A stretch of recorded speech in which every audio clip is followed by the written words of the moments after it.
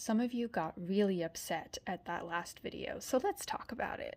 A lot of people took this to be about content, like should teenagers be reading X, Y, Z, whatever.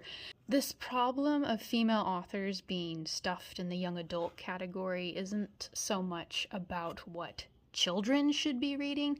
It's more about female authors being discounted. A lot of times the content rating is actually inversely problematic because a lot of people will think that, oh, because it doesn't have SA in it or it doesn't have a certain threshold of violence in it, oh, it's automatically YA. Megan Whalen Turner, her book The Queen's Thief, if you read it, you don't actually know how old the main character Eugenides is.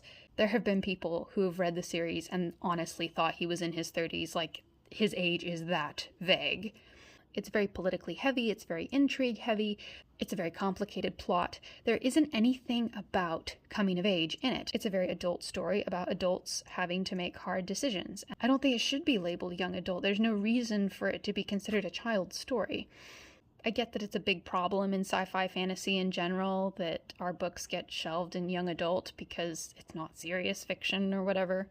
But I know that if Michael J. Sullivan or Brandon Sanderson were women, their books would be getting shelved in YA. But what I'm seeing is every time a woman writes a book, particularly sci-fi fantasy book, that doesn't have explicit content in it, her stuff gets put in young adult all the time, and I'm not seeing male authors have the same problem.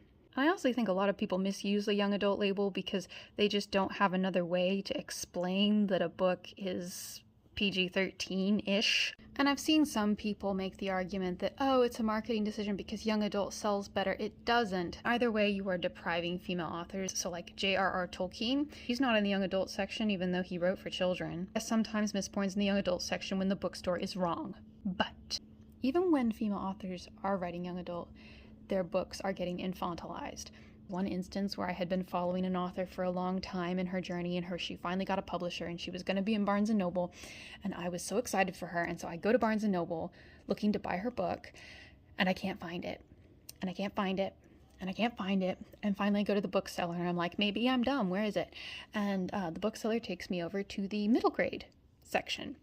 So I bought the book and I told the author about it later, and she's like, it's not supposed to be in middle grade, but Barnes & Noble keeps putting my book in middle grade. So even when women are writing young adult, their books are getting infantilized. It was just an interesting situation. Realistically, we live in the best time to be a woman. I'm so glad to be living in the 21st century and not like literally any other century. But yeah, women still have a ways to go, so